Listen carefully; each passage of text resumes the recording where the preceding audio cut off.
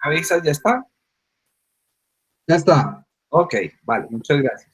Entonces, decía que hoy entraremos a mirar el último tema de este capítulo que corresponde al proceso de Graham-Schmidt.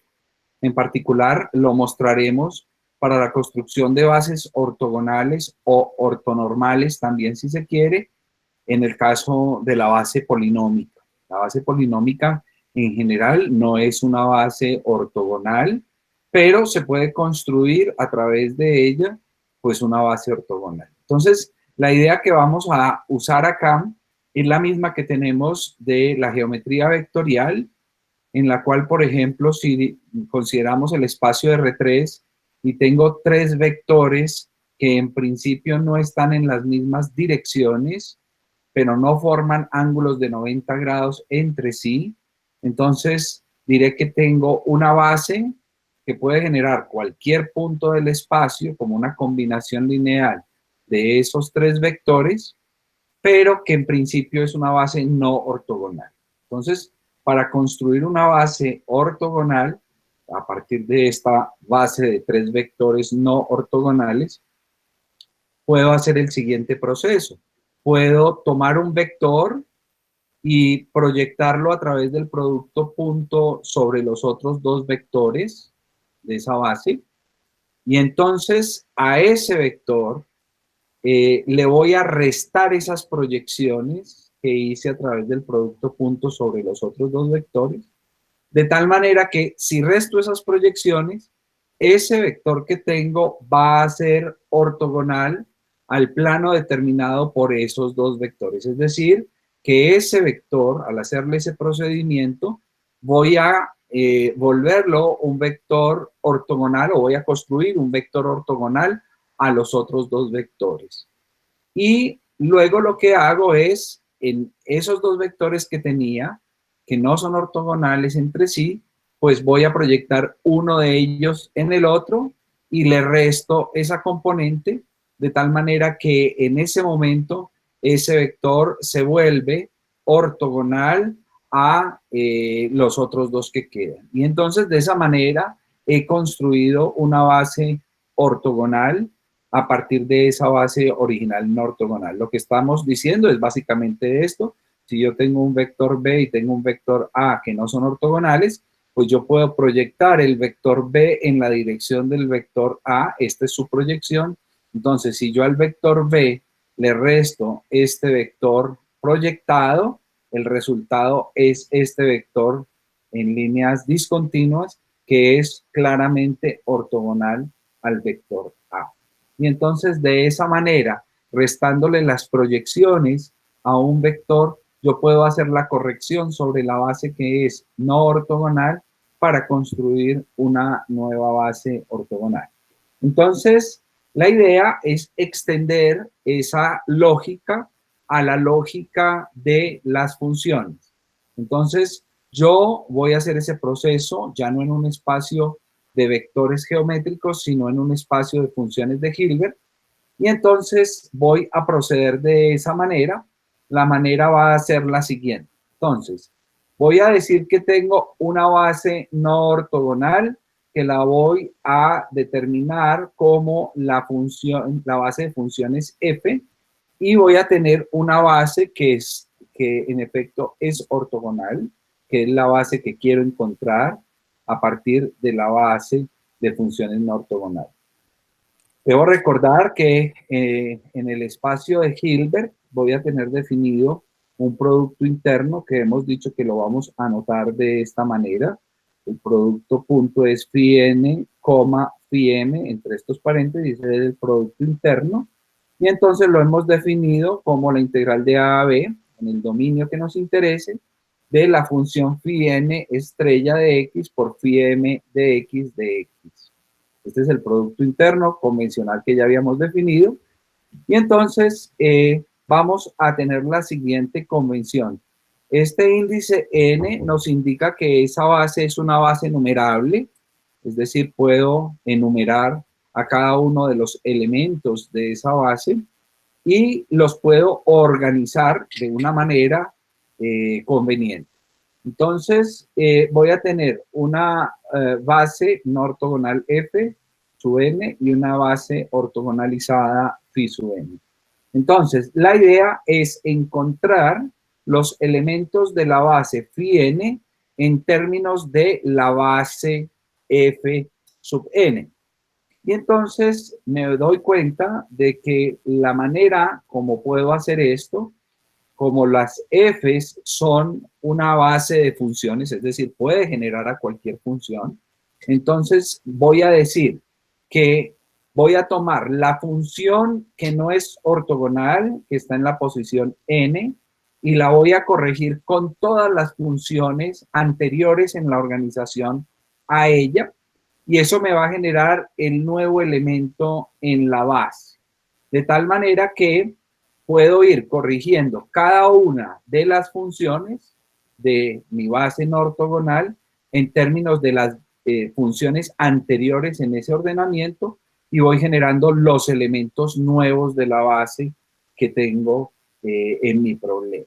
Entonces, de esta manera, a través del producto interno, lo único que tengo que hacer es verificar cuál es el valor que tienen los coeficientes de expansión de las funciones f para poder conocer cuál es el término genérico de la nueva base. Ya vamos a ver cómo trabaja el método. Entonces, el método, básicamente lo que hay que tener presente es que se va a construir las nuevas funciones ortogonalizadas a partir de las que son no ortogonales y esto está fundamentado en el hecho de que vamos a hacer una corrección de cada una de las funciones a través de las funciones del conjunto que es no ortogonal. Entonces, para ver un ejemplo de esto, de cómo funciona esto, vamos a considerar la base polinómica. La base polinómica es esta. Esta base es muy familiar para todas y para todos. Es una base que tiene todos los órdenes de los polinomios, desde el orden 0, que es 1, y de ahí en adelante. Entonces, nos van a pedir lo siguiente. Esta base en general es una base no ortogonal en ese dominio que nos van a pedir. Y la idea es construir una base que en efecto sea ortogonal. Entonces, lo que nos piden es que se construya una base ortogonal con esta base de funciones no ortogonal, de tal manera que esté definida en el dominio de menos 1 a 1 y que la función de peso sea 1. Quiero hacer la construcción de una base a partir de una base no ortogonal a partir de este caso particular, que son los polinomios, y con ellos construir una base que sea ortogonal. Miren que esta base es numerable, aquí tengo el primer término, el segundo término, el tercer término, el cuarto término y así sucesivamente, y está organizada por el grado del polinomio, es decir, este es grado 0, grado 1, grado 2, grado 3, etc. Ya tengo un criterio de ordenamiento de esa base. Entonces, la idea es que vamos a proceder a construir la base que nos están pidiendo. Nos están pidiendo construir una base ortogonal que esté definida en el intervalo de menos 1 a 1 para la variable x y que la función de peso sea 1. Esto es lo que nos pide el ejercicio. Entonces, vamos a construirla. Entonces, la primera cosa que voy a hacer es tomar la primera función no ortogonal como la función de partida, es decir, mi primera función va a ser 1. ¿Vale? Entonces, en esa función coincide la base no ortogonal con la base ortogonal. La segunda función, que va a tener la característica de ser ortogonal, va a ser la función 2, que en este caso es x, menos una suma desde m igual 1 hasta 1, es decir, sobre las funciones anteriores a ella, que en este caso solamente sería 1, multiplicada por el coeficiente b sub 2, 1. Entonces, si hago eso, lo que tengo acá es que la phi2 de x la puedo construir como una f2 de x menos b21 f1 de x. De esa manera, entonces, f2 de x sería x, b21 necesito conocerlo, y f1 de x es la función, la primera función que ya habíamos dicho que era 1, o sea que es b21 por 1. O sea que la forma de escribir la función phi2 de x va a ser x menos b21. Como debo encontrar a b21, entonces me debo valer del hecho de que esta función tiene que ser ortogonal con la primera función. Entonces hago el producto interno en ese intervalo de la función 2, complejo conjugado, por la función 1, y eso debe ser 0 si son ortogonales. Entonces hago la integral del producto de esas dos funciones es la integral de x es x cuadrado sobre 2 menos la integral de la constante, que es la constante por x. Y evalúo entre 1 y menos 1. En ese caso, entonces tengo que esto me da 1 medio menos b21 cuando evalúo en 1, menos 1 medio menos b21. Entonces, dense cuenta que el 1 medio se nos cancela y esto nos está diciendo que b21 claramente tiene que ser 0. Entonces quiere decir que el primer polinomio es 1, el segundo polinomio es x, y hasta ahí tenemos dos polinomios que coinciden con los dos primeros polinomios de nuestra base no ortogonal. Ahora voy a generar el término que sigue. Entonces, el segundo fue x. El tercero sería tomar la tercera función y resto la suma desde m igual 1 hasta 2, o sea, ya tengo dos polinomios anteriores encontrados de los respectivos coeficientes por las funciones. Entonces, lo que tengo es que la tercera función, que va a ser ortogonal a las dos anteriores, es el tercer polinomio menos b31 por f1 menos b32 por f2, donde f1 es 1 y f2 es x, ya los habíamos encontrado, pues no los habían dado, entonces esos son los que tomo acá, y entonces esa phi3 me queda como x cuadrado menos b31 menos b32 por x. Y debo exigirle a esta función que sea ortogonal a phi1 y a phi2, o sea que debo encontrar dos productos puntos igualados a 0 de esta función con cada una de las funciones anteriores. De esa manera, entonces, cuando hago phi1 por phi3 igual a 0, el producto interno es la integral de menos 1 a 1 de 1 por el polinomio 3 integrado en x, y el otro producto interno es el producto interno de phi2 por phi3 igualado a 0, y entonces es el producto de x por x cuadrado menos b31 menos b32x de x. Dense cuenta que en este caso tengo dos constantes que debo encontrar, y esas dos constantes claramente las puedo encontrar porque tengo dos productos que me dicen que esas funciones tienen que ser ortogonales. Entonces, haciendo la integral en cada caso, la primera nos da x cubo menos b31x menos b32x cuadrado sobre 2, evaluado de menos 1 a 1. Entonces, cuando hago esa evaluación en los dos límites, me doy cuenta que b32 por 1 medio se me cancela, y entonces me queda 1 tercio más 1 tercio, es 2 tercios, y me queda menos b31 y menos b31, que es 2 veces b31, ¿cierto? Entonces, en este caso, tenemos que la suma nos da 1 tercio son 2 tercios, lo paso para el otro lado, y aquí tengo menos b31 que me daría menos 2b31. Aquí tengo un error de signo, déjenme lo revisamos. Esto es 1 tercio menos b31 menos b32 por 1 medio, y esto me queda menos y menos, me da más 1 tercio, correcto. Este me da más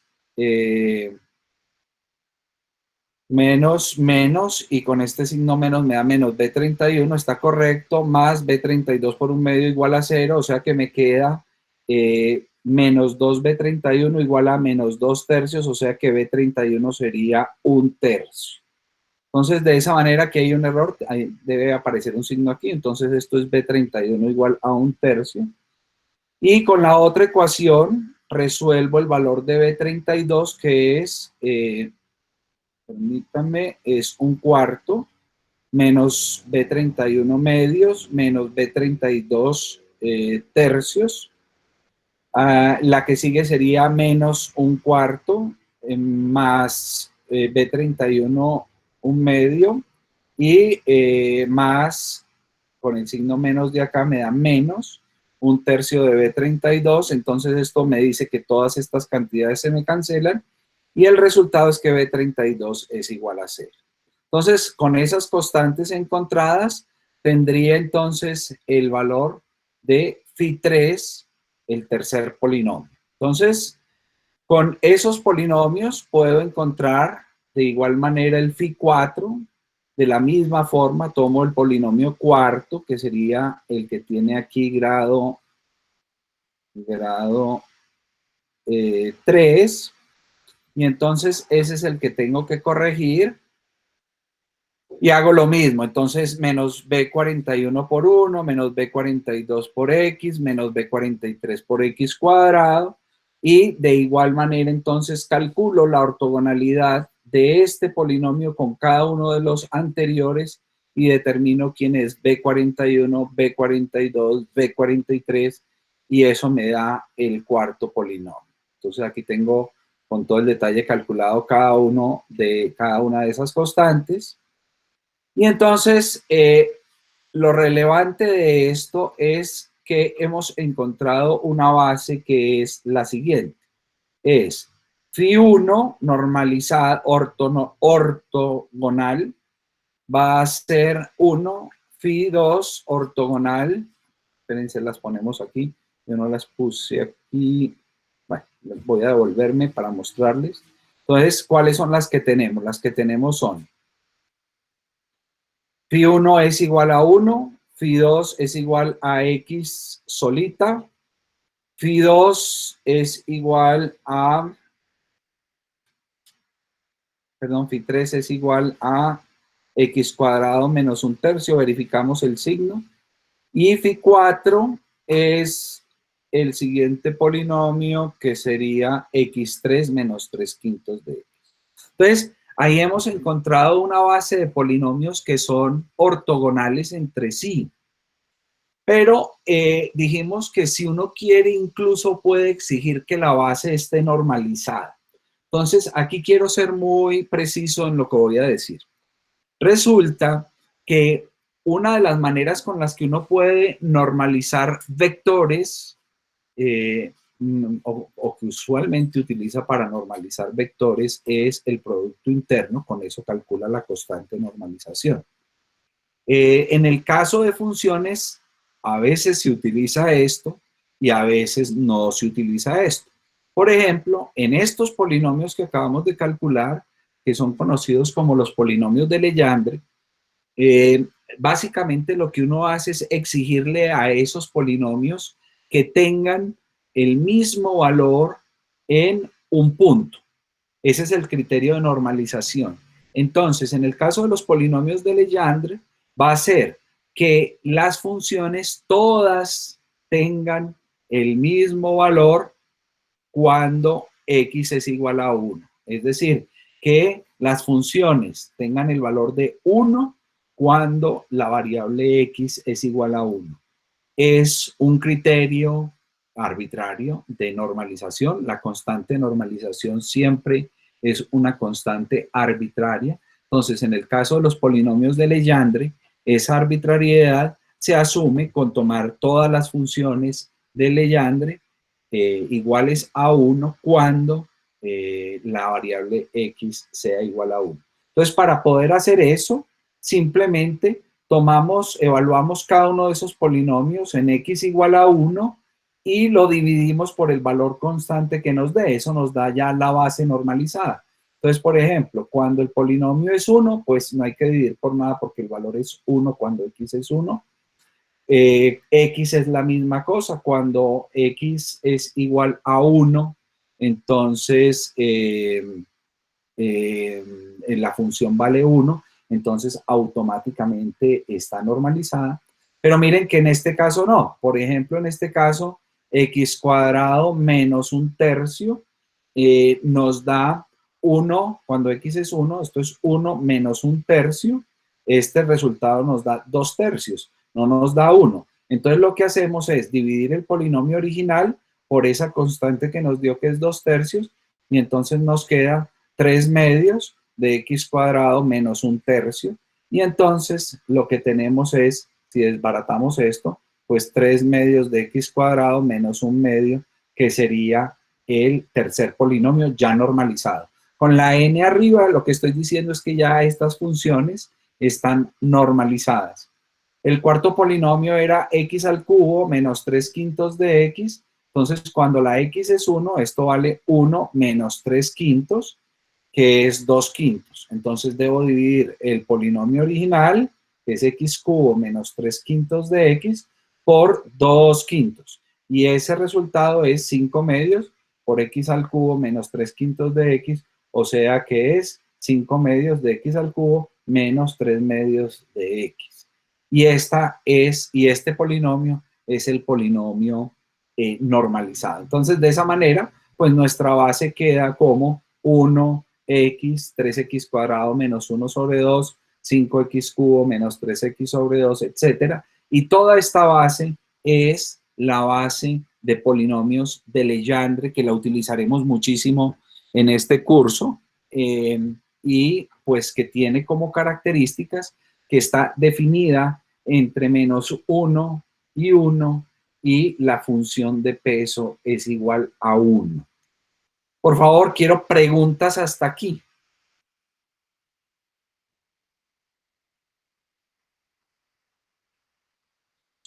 Profe, Sí, dígame. tengo dos dudas. Sí, dígame, con gusto. La primera es, tenía entendido que los polinomios de Legendre salían de una ecuación diferencial. Sí. ¿Cuál es la, o sea, cómo salieron naturalmente? ¿A partir de esta base o a partir de la ecuación diferencial? Bueno, te voy a O sea, responder de varias maneras, ¿cierto? La primera es, como tú has visto, aquí yo no necesito ninguna ecuación diferencial. Yo simplemente impuse dos cosas. Quiero construir arbitrariamente una base que sea ortogonal en ese intervalo y que tenga función de peso 1. Si le pongo esas dos condiciones, solamente esas dos condiciones, naturalmente me sale una base de polinomios. ¿Listo? Y esa base de polinomios tiene esa característica. Resulta que esa base de polinomios es la base de Legendre. ¿Vale? Resulta que después, en el capítulo que viene, que vamos a mirar las ecuaciones diferenciales, ¿cierto?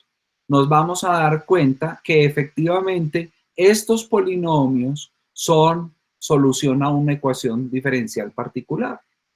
Entonces, no es que los polinomios salgan de la solución de una ecuación diferencial particular exclusivamente, no. Yo puedo generar esa base y esa base soluciona qué problema es. Esa es otra pregunta, ¿vale? Entonces, en efecto, los polinomios de Legendre van a ser solución a una ecuación diferencial, que es la ecuación diferencial de Legendre. Pero la base de funciones yo la puedo sacar sin una ecuación diferencial, como lo acabamos de hacer. ¿Vale? listo, profe. Y la segunda es, no entendí muy bien por qué elegir todas las funciones que valgan 1 cuando x es igual a 1 nos garantiza la ortonormalidad. Ojo, ojo. Lo acabamos de decir en un sentido y lo voy a repetir para que quede bien claro. La constante de normalización es arbitraria, o sea, no hay ningún criterio para uno escogerla. Puede ser cualquier elección. Unas veces uno la elige con una característica que es que el producto interno me dé la norma, ¿cierto? Y al dividir por la norma, pues quedan normalizadas bajo ese criterio. Pero la determinación de la constante de normalización puede hacerse con otros criterios.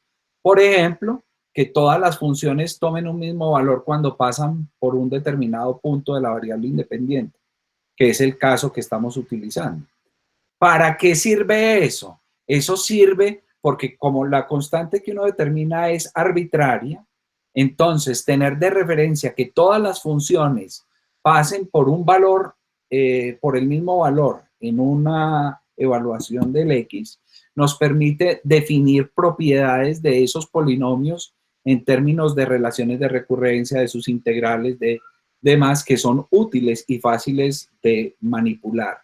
Entonces, siempre la elección de una constante de normalización en conclusión se toma bajo algún criterio de conveniencia. En el caso particular de los polinomios de Legendre, como ya lo veremos en el escenario en que resolvamos la ecuación de Legendre y demás, pues será muy útil escoger ese criterio como criterio de normalización. ¿Ok?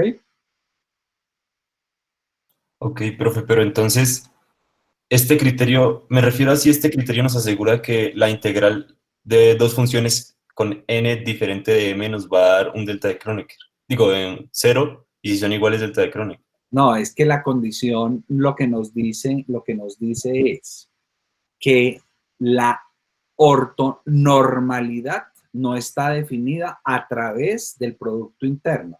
O sea que el producto interno nos va a dar un número por la delta de Kronecker, pero no es 1. O sea, ya nos está dando que son ortogonales, o sea, nos va a dar la delta de Kronecker, claramente. Pero lo que nos está diciendo esto es que el coeficiente del producto interno no va a ser 1. Que lo que le vamos a exigir que sea 1 es que las funciones evaluadas en un punto de X todas den lo mismo. Eso es lo que vamos a entender en este caso como normalidad. Listo, profe, muchas gracias. Con todo el gusto. ¿Alguna otra pregunta? Por favor, pregunten. Me interesa que pregunten bastante.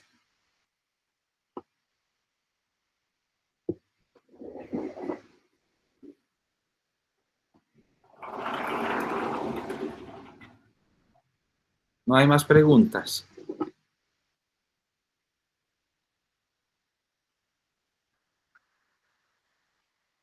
Vale. Ok, si no hay más preguntas, entonces seguimos. Bien. Entonces, todos estos calculitos que están ahí hay que repetirlos con detalle para darse uno cuenta qué es lo que uno está haciendo, etcétera, etcétera. He hecho otro ejemplo. Este otro ejemplo nos pide algo parecido. Nos dice, construya los 4 primeros polinomios. Ahora ya la función de peso no es 1, es una función de peso a la menos x, y el dominio va a ser para polinomios definidos entre 0 e infinito. ¿Ok? A esa base de polinomios, a esa familia de polinomios que la construimos con ese criterio, la vamos a llamar la base de polinomios de Laguerre. Es una base muy conocida en la solución, por ejemplo, de problemas como el átomo de hidrógeno. Entonces, vamos a ver que el proceso es exactamente el mismo. Partimos de la base no ortogonal de polinomios, que es la base de Taylor, 1, x, x cuadrado, x cubo, etcétera, y hacemos un proceso análogo al que ya hicimos anteriormente. Entonces, la primera función es la primera de nuestro conjunto de funciones no ortogonales. La segunda es la misma segunda que aparece aquí, corregida con la primera función. Entonces, eso nos queda x menos b21 por 1, o sea, x menos b21. Y ahora debo hacer la ortonormalización. La ortonormalización o ortogonalización primero es multiplicar la primera función por la segunda que tenemos acá, por la función de peso, que es lo que nos define el producto interno, y entonces esto nos queda, si desbarato acá, x por e a la menos x menos b21 por e a la menos x de x igual a 0. Y entonces si hago integración por partes, llamando a ux a db e a la menos x de x, a du igual a dx y b como menos e a la menos x, entonces lo que obtengo es esta integración por partes. Estos dos términos me dan la integral por partes y este menos b21 integral de e a la menos x es este término que aparece acá. En resumidas cuentas, cuando evalúo esa integración, el resultado nos dice que el b21 es igual a 1. Quiere decir entonces que este polinomio es x menos 1. De igual manera, entonces tengo phi1, phi2. Voy a encontrar phi3. Entonces tomo la f3, que es x al cuadrado, y ahora la corrijo con las otras funciones anteriores. O sea, es menos b31, cuando la n es 1, es f1 la que va acá, que es 1. Luego menos b32 por f2, y el f2 es la segunda función que es x. ¿Ok? Entonces acá desbarato esto, entonces me queda que la tercera función es x cuadrado menos b31 menos b32 por x, y entonces tengo que exigir que esta función sea ortogonal a la phi2 y a la phi1. Recordemos que ahí hay función de peso, entonces hago lo mismo, hago el producto de las dos pesado, aquí tengo que poner la función p, la función de peso es e a la menos x, por el primer polinomio que es 1, por el segundo polinomio por dx. Hago cada una de las integrales nuevamente por integración por partes. Y entonces cuando hago la integración por partes en cada caso, pues obtengo los coeficientes, la relación de b31 más b32 que es 2. Y al exigir phi2 ortogonal con phi3, pues obtengo que b32 es igual a 4. Entonces, si tengo que b32 es igual a 4 por la anterior relación, me queda que b31 es menos 2, y entonces tengo que el polinomio es x a la 2 menos 4x más 2, ese sería phi3. Phi3 de esta manera entonces es ortogonal a phi2 y a phi1. Les dejo como ejercicio que hagan el de phi4, obtengan a phi4, pero al igual que en el caso de los polinomios de Legendre, las condiciones de normalización se exigen con que las funciones deben ser igual a 1 cuando x sea igual a 0. Entonces ese es el criterio de normalización que se utiliza normalmente con los Laguerre. Y entonces pues hacemos lo mismo. Cuando phi sub 1 es 1, ya cumple con que en 0 vale 1. Cuando phi sub 2 es x menos 1, cuando x es igual a 0, esto vale menos 1, entonces me toca dividir por menos 1 el polinomio. Entonces quiere decir que el segundo polinomio normalizado es menos x más 1.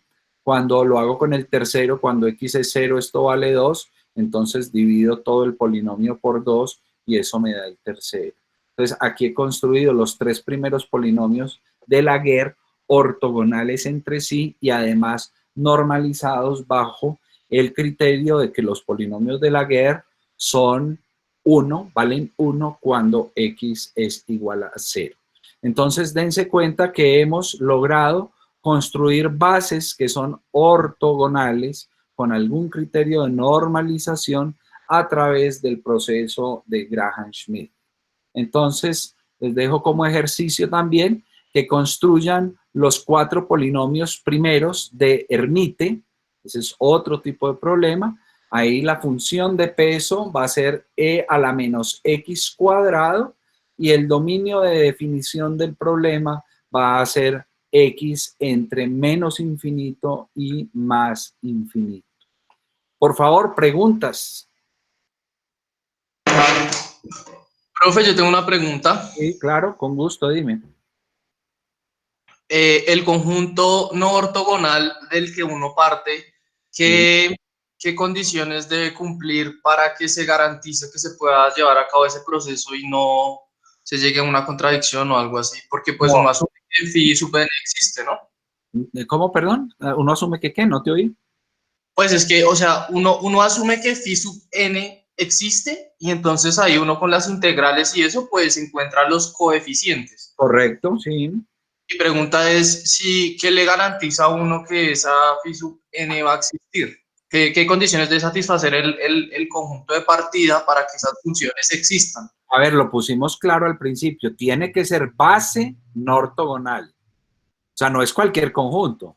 Es un conjunto que es base.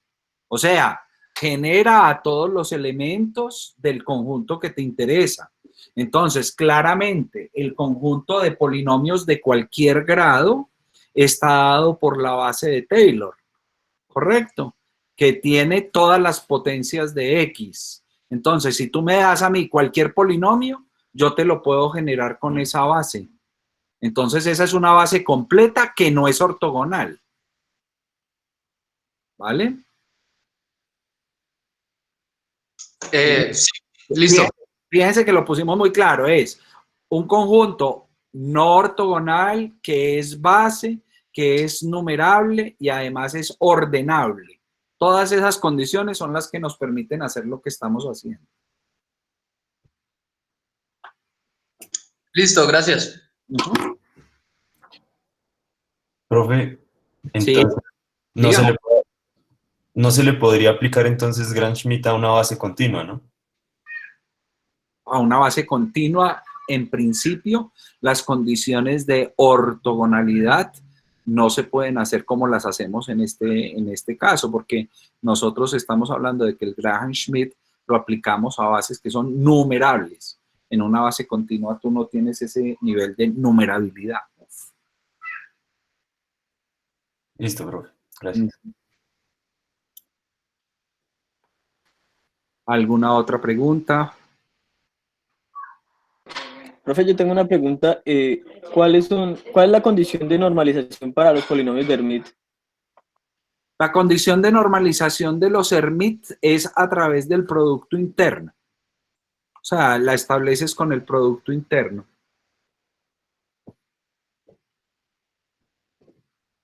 ¿Vale?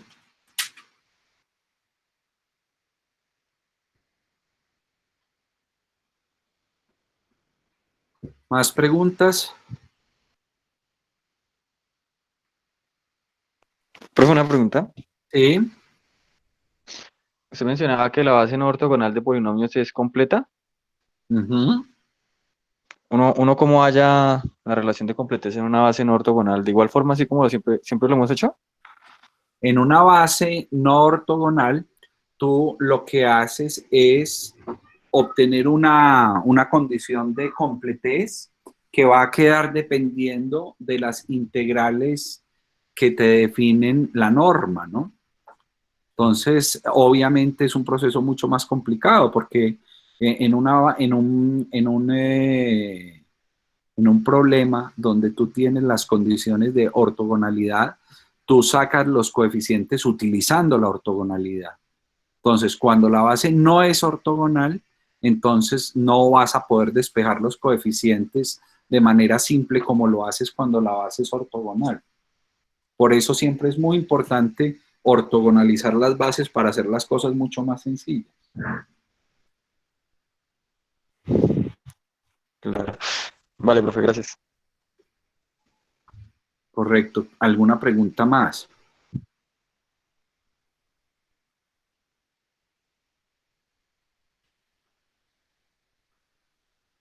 Les escucho.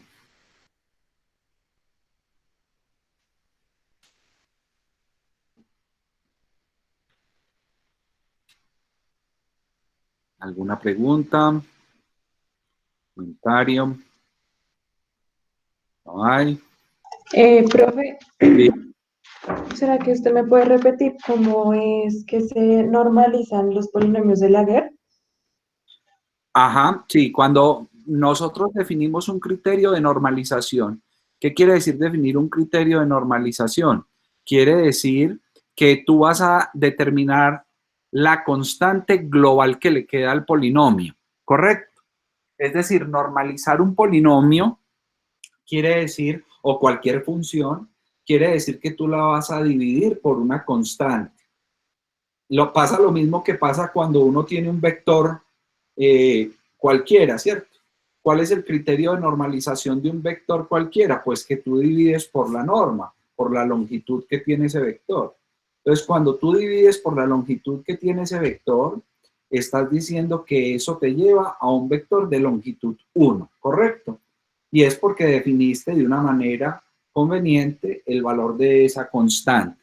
En el caso de los polinomios, sea Laguerre, Legendre, tú lo que utilizas es definir que todos esos polinomios toman el mismo valor, que es 1, cuando la variable x toma un valor determinado.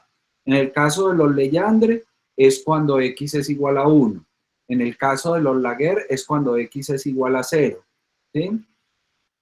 Y básicamente, pues, lo que hacemos es, el polinomio que traíamos, lo evaluamos en ese valor de la x que tengamos escogido como el valor en donde vamos a exigir que las funciones valen lo mismo. Y entonces, si nos da diferente de 1, pues tenemos que dividir todo el polinomio por ese valor de esa constante. ¿Correcto? Ok, gracias, profe. Con gusto. ¿Alguna pregunta más?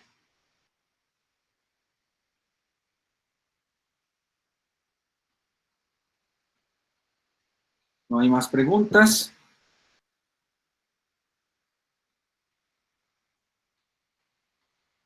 Revisen bien ahí, que las cosas que dijimos se hayan entendido.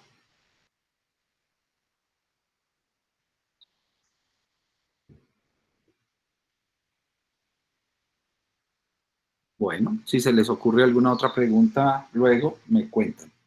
Vale. ¿Alguien va a preguntar? Pues, profe, entonces, ¿esto significa que nosotros podemos generar familias, en general, cualquier número de familias según una base no ortogonal y una función de peso? Sí, si usted me da el dominio en el que lo quiere construir y me da la función de peso, yo le construyo la base que cumple con eso. Y si me da un criterio de normalización, pues normalizo cada función con ese criterio. Claro.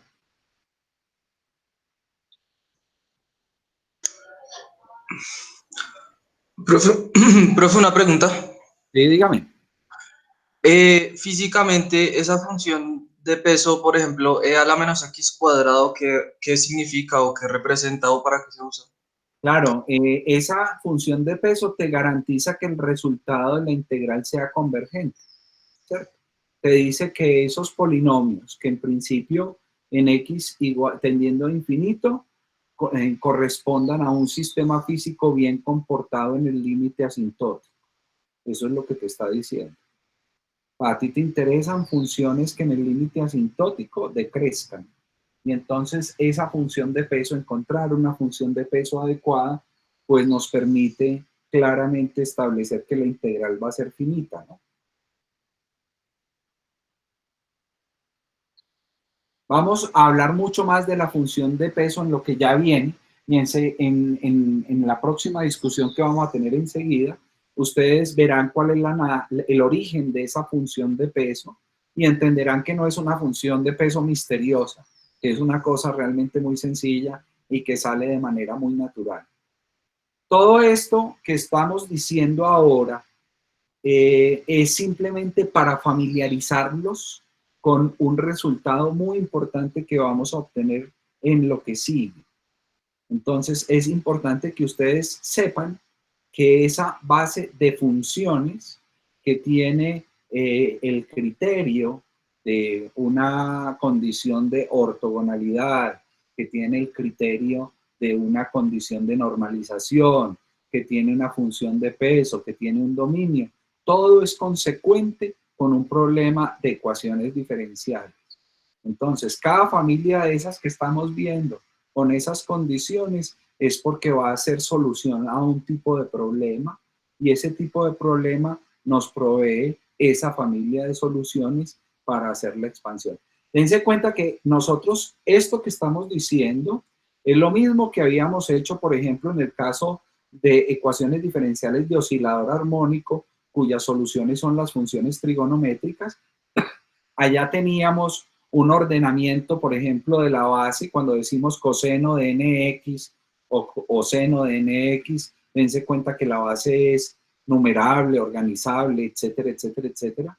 Y entonces, pues en esa base la función de peso es 1, el dominio es un dominio finito, etcétera, etcétera. Pero como lo demostramos en su momento, esas funciones son ortogonales porque son la solución a ese problema.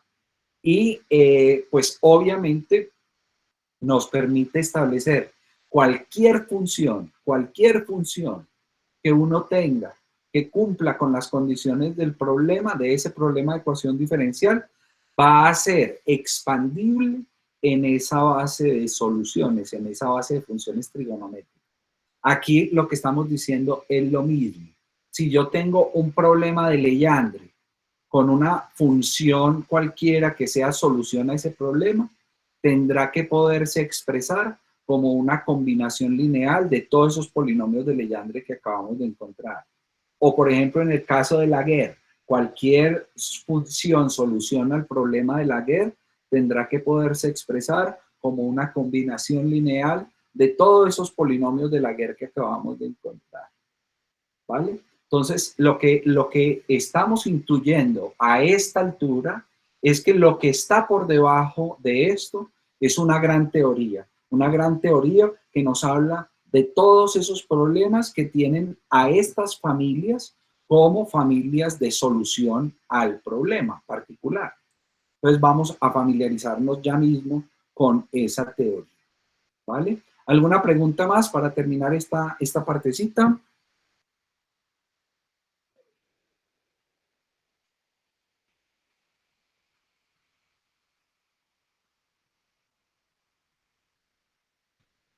Me confirman en este momento si están viendo mi pantalla, el nuevo documento. Sí, profe. Sí, está bien.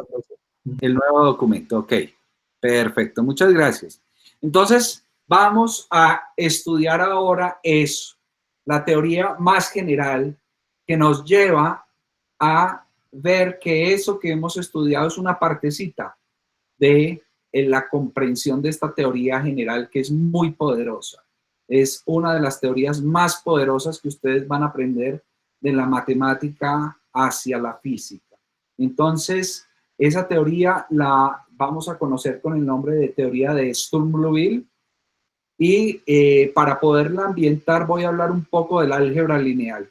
Una de las cosas que a mí siempre me preocupa mucho de la carrera de física es que su curso de álgebra lineal, como se los mencioné alguna vez, ustedes lo ven muy atrás en la carrera. Entonces, muchas de estas cosas que son importantes, cuando llegan a este curso no las recuerdan. Entonces, yo voy a motivar un poco la teoría de Sturm-Liouville con lo que se hace con matrices. Entonces, me voy a referir básicamente a un problema muy particular, que es el problema de las matrices hermíticas. ¿Qué es una matriz hermítica? Una matriz hermítica es una matriz en donde la transpuesta conjugada de esa matriz es la misma matriz original. Entonces, voy a pensar en una matriz H, que va a ser hermítica, y voy a pensar en el problema de autovalores y autovectores asociado a esa matriz. Quiero ser muy claro, en física, cualquier estudiante de física tiene que saber muy bien qué es resolver un problema de autovalores y autovectores.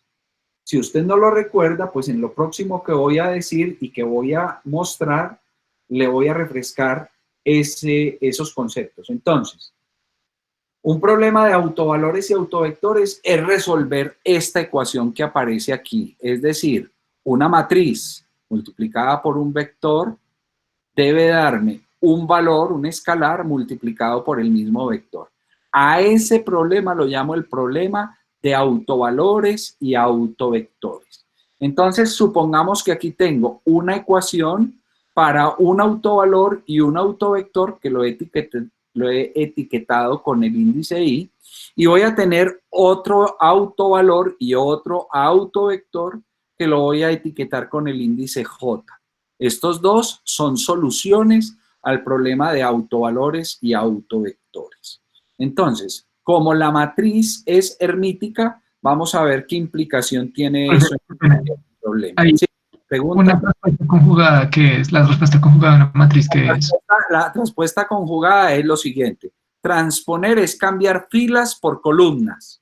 O sea, tú cambias las filas por las columnas. Y, Sí, bien. y conjugar es cambiar la unidad imaginaria por menos i.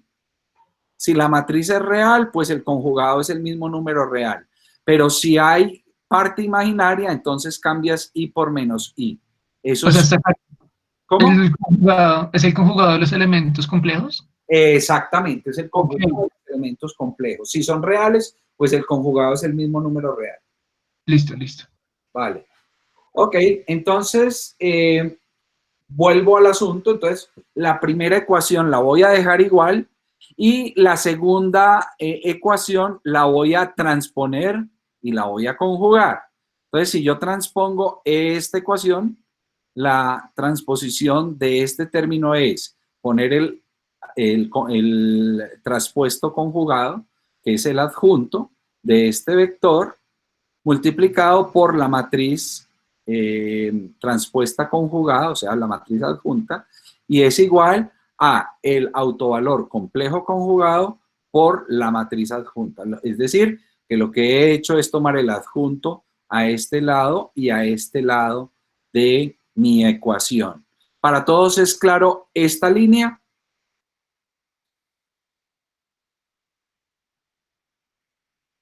Cuando uno está en el curso de álgebra lineal, le demuestran que el adjunto del producto de dos matrices es, si es la matriz A por B, todo elevado al adjunto, eso es igual al adjunto de B, o sea, B daga, multiplicado por A daga. O sea, entrar el adjunto cambia el orden de ese producto, que es lo que estamos haciendo acá.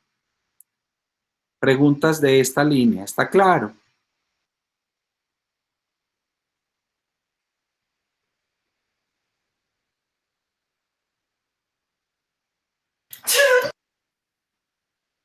¿Está claro? Por favor, me confirman. Profe, Pregunta, sí, dígame. ¿ese hermítico adjunto es la misma transpuesta de la matriz de cofactores? No, aquí no es la matriz de cofactores, esta es la matriz. O sea, aquí yo no estoy usando la matriz de cofactores, estoy usando la matriz que me dan, ¿cierto? No, Si me la- refiero al hermítico adjunto.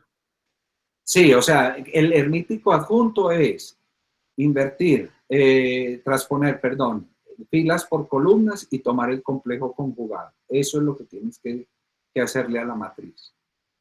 Ah, sea, O sea, que si yo tengo la matriz 2, 1, 3, 2, entonces a esa matriz le cambio las filas por las columnas y como es real, pues es la misma matriz, no hay que conjugar nada, ¿cierto? O sea, es la matriz transpuesta si es real. Si es compleja, entonces se toma la transpuesta y adicionalmente se cambia i por menos i. ¿Vale? Por favor, pregunten. Profe, yo tengo una pregunta. Dime. Es que no veo, digamos, dice que para que la matriz sea hermítica, la matriz tiene que ser igual a su transpuesta conjugada. Correcto. Sí. No, bueno, aparte de matrices que son simétricas y las reales, no veo muchos ejemplos de matrices hermíticas. Sí, hay muchas matrices hermíticas. Yo creo, déjame ver si en el ejemplo que puse, porque yo voy a, sí, aquí en el ejemplo que puse te pongo una matriz que es hermítica con complejos. Esta matriz es una matriz hermítica porque si tú cambias 1 y pones la i aquí abajo, el menos i arriba, el menos 1 acá, ¿cierto? O sea, cambias las filas por las columnas y luego reemplazas i por menos i, vuelve y te da la misma matriz. Sí, o sea, eso entra en lo que yo dije que es simétrica. No, O sea, no es simétrico. No, no es simétrico. Una matriz simétrica solamente pasa cuando es real. O sea, que este número sea igual a este número. Esta matriz no es simétrica, claramente no. O sea, una matriz simétrica es una matriz A, B, B, C, donde el número que aparece aquí es el mismo. Y eso solamente lo cumplen las matrices reales. Pero si la matriz es compleja, esta matriz es hermítica y no es simétrica porque la I que aparece aquí no es la misma menos I que aparece aquí. Ok. ¿Ok? Mucho cuidado con eso. Simétrico quiere decir que la matriz tiene todas sus entradas reales y que además, si tú cambias las filas por las columnas, pues la matriz es la misma. ¿Vale? ¿Alguna pregunta más? Profe, ¿y hay una analogía de las matrices antisimétricas reales a las complejas? Y lo que pasa es que una matriz antisimétrica es una matriz que no va a cumplir con lo que queremos.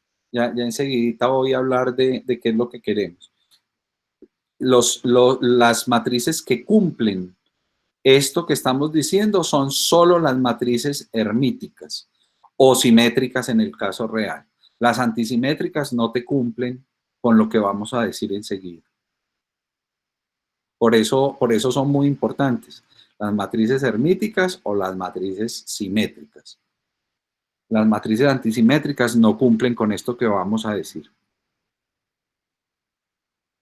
Gracias, profe. Vale, con gusto. Entonces avanzo. Entonces tengo estas dos ecuaciones y ahora lo que quiero es esta primera ecuación la voy a multiplicar por B sub J daga a ambos lados. Y la siguiente ecuación la voy a posmultiplicar por BI a ambos lados, por BI aquí y BI aquí.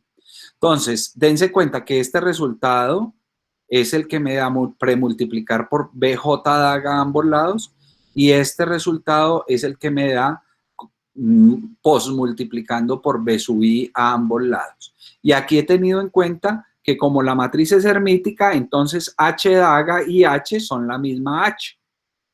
Entonces, dense cuenta que las dos líneas que tengo, si se dan cuenta, las dos líneas que tengo, las puedo restar. Y si las resto, me va a dar, como este término y este término me quedó igual, eso es 0. Y aquí me va a quedar lambda I menos lambda J estrella y puedo sacar como factor común este producto de vectores, BJ daga, BI. Por favor, hasta esta línea, ¿está claro lo que acabo de decir? Por favor, pregúnteme, es muy importante, para mí es muy importante que esto que estamos diciendo lo entendamos muy, muy bien.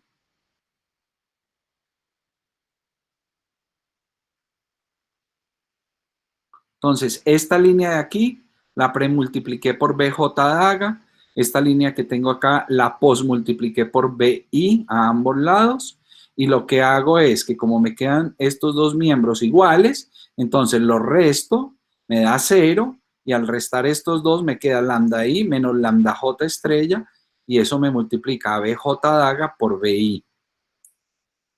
Recuerden que BJ daga y BI son vectores.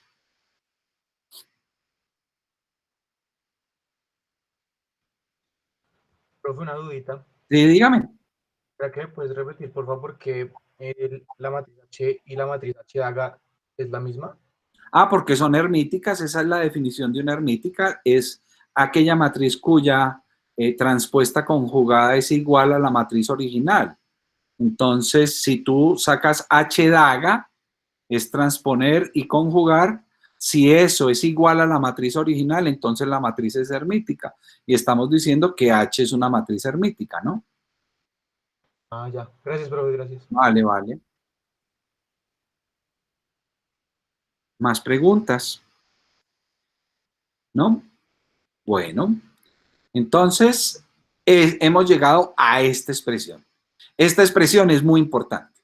Entonces vamos a analizarla. ¿Qué pasa si I y J son iguales? Mucho cuidado, pilas.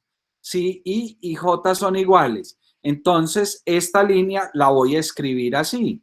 Me quedaría como 0 es igual a lambda I menos lambda I estrella por el módulo de BI al cuadrado, porque me queda BI daga, BI y el producto de la traspuesta de un vector por el vector me da el módulo al cuadrado del vector.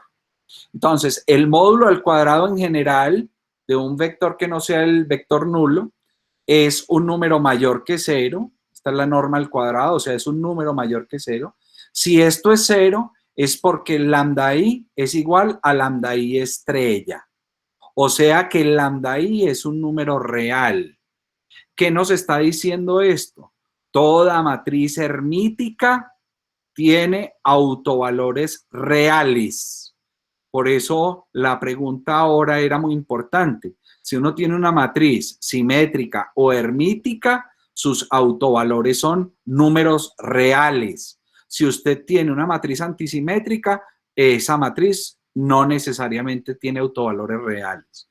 Entonces, primera gran conclusión, cuando usted diagonaliza una matriz que sea hermítica, los autovalores de esa matriz son números reales.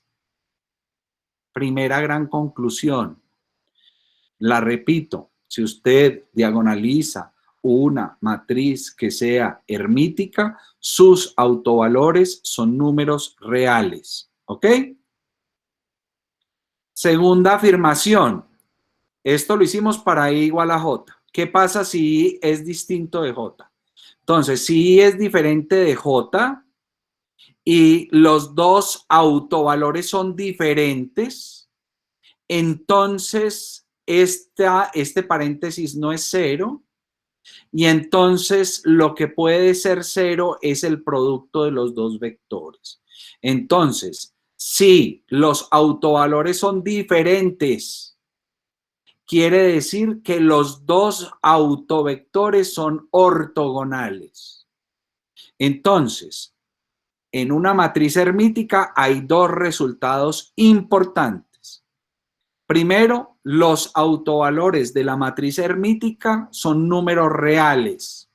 Segunda condición, si yo tomo dos autovalores diferentes, los autovectores asociados a esos autovalores son ortogonales. Quiere decir que su producto interno es 0. Hay que decir, en una diagonalización pueden aparecer autovalores diferentes o iguales. Si son iguales, a ese problema se le va a llamar un problema degenerado y en ese caso no tengo garantía de que los autovectores sean ortogonales. Pero si yo tengo una matriz hermítica y dos de sus autovalores son diferentes, reales diferentes, entonces sus autovectores asociados a esos dos autovalores van a ser ortogonales. ¿Vale? Preguntas hasta ahí. Ese resultado es el resultado realmente importante que necesito que miren ahí en las matrices, porque ahora ese mismo resultado nos va a ser muy útil en el teorema de Sturm-Liouville. Entonces, quiero preguntas de esta parte. Mire, este es uno de los teoremas más importantes que uno aprende en la vida. Dígame. Hola, profe. Hola. Dime. Profe, o sea que el producto interno queda definido como U sub J daga por U sub I. Claro, en vectores sí. En vectores ustedes saben que si usted toma el vector transpuesto conjugado y lo multiplica, que es, supongamos que los vectores están representados en matrices columnas, ¿cierto? Entonces, si yo tomo la traspuesta conjugada y la multiplico por el vector, ese es el producto interno de los dos vectores. Sí, señor, ya recordé. Vale, profe, gracias. Vale, con gusto. ¿Alguna pregunta más? Por favor, hagan preguntas, aprovechen. Profe, es cuestión de nomenclatura. Cuando aparece traspuesto, ¿es traspuesto conjugado? Es que sí. No, no, espérate. Eso que estoy poniendo ahí no es una T, eso es una daga, que es diferente, ¿no? Cuando tú utilizas la T es transpuesto normalito, pero si tú utilizas una daga, lo que estás diciendo es que es transpuesto y que además hay que conjugar. Ese operador se llama el operador adjunto. Ya, es que esa parte es una matriz de valores reales. Sí, si tú tienes, por ejemplo, el vector columna 1, 2, 3, ¿cierto? y lo vuelves el vector fila 1, 2, 3, pues ahí transpusiste. Y como es real, da lo mismo conjugar que no conjugar, ¿cierto? Pero si tú tienes el vector i vertical, ¿no? I, 1, 1, y lo transpones, sería el vector i, 1, 1 horizontal, ¿cierto? Pero si hay que conjugarlo, entonces sería el vector menos i, 1, 1. Lo que podría explicar lo de la norma de subida al cuadrado, ¿sí? Pero Claro. entonces me queda la duda de cómo distinguir bien la daga de T. Y es que eso me dejó como loco. No la entiendo todavía. No sé si es que no la tengo tan clara. No te escuché, es que se te oyó cortado. ¿Me repites? Que no sé si lo tengo, no sé si me queda, si es que está ahí con una dislexia, ¿ok? Pero es que no distingo bien entre la daga y T. O es No, que yo, no he usado, yo aquí no he usado T en ningún momento. Siempre he hablado de daga. Aquí no hay solo traspuestos, porque estamos hablando de que el problema en general tiene entradas complejas.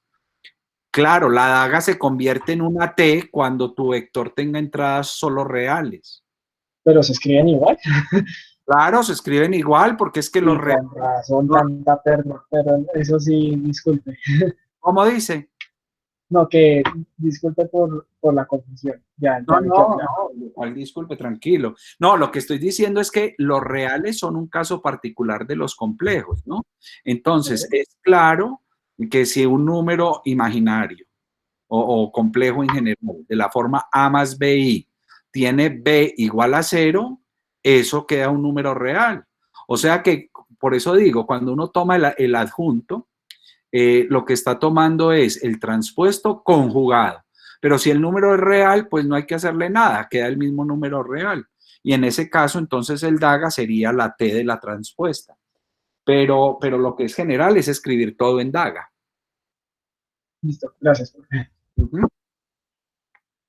¿Más preguntas? Profe. Sí, dígame. Otra preguntita. ¿Será que podría repetir cuando hay autovalores repetidos? O sea, cuando hay degeneración. Claro, cuando hay degeneración, entonces fíjate que estas dos cosas, a ver, ¿dónde estamos? Aquí. Estas dos cosas, como son autovalores repetidos, esto es 0, y entonces este producto de vectores puede ser cualquier cosa, entonces no se garantiza que ese producto de vectores sea ortogonal. Solamente si estos lambdas son diferentes entre sí, pues esta cantidad sería diferente de 0 y la única manera de que eso sea 0 es a través del producto de los vectores.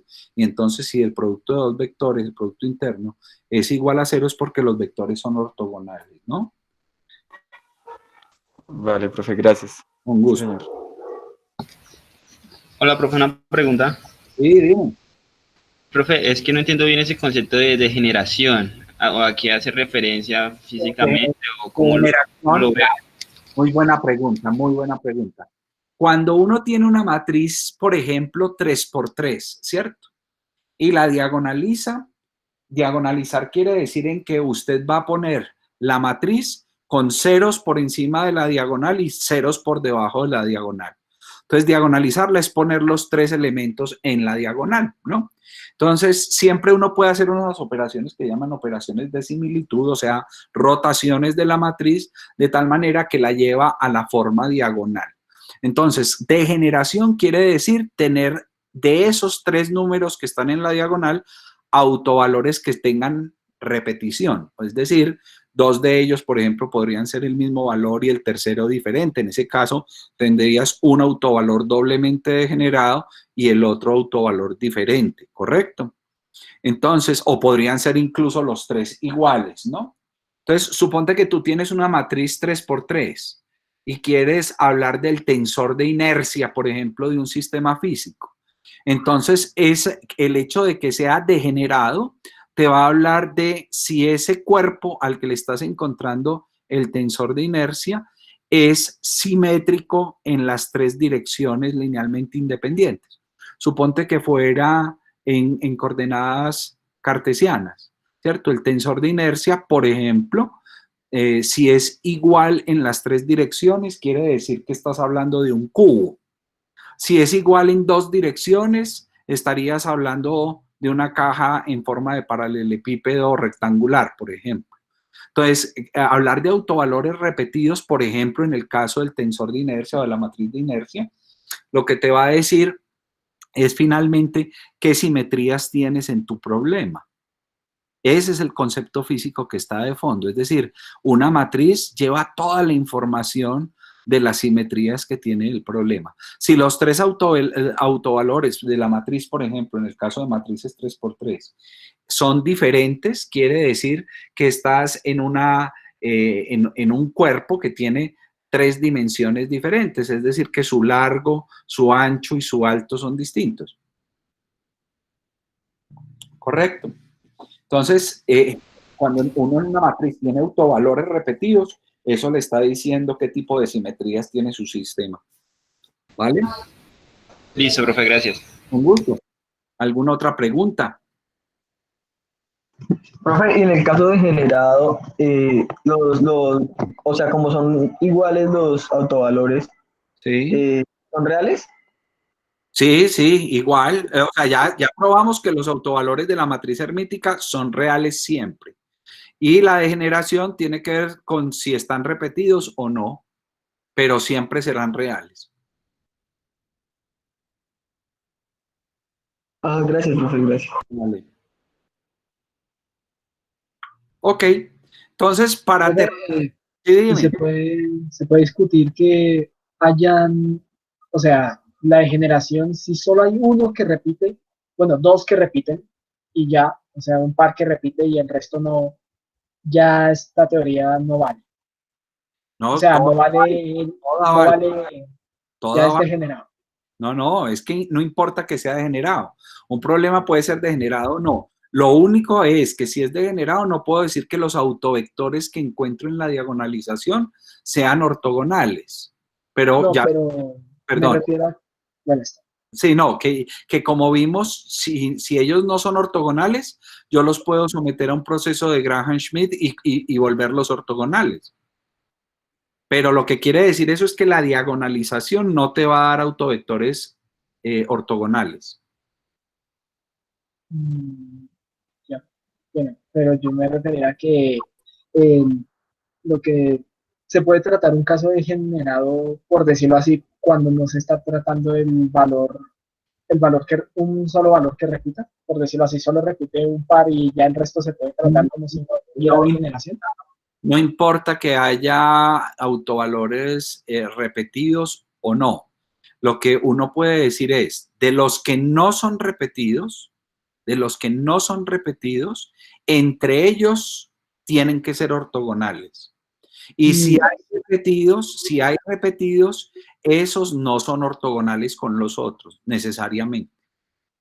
Eso es lo que uno puede afirmar. ¿Vale? Gracias. Ok, con gusto.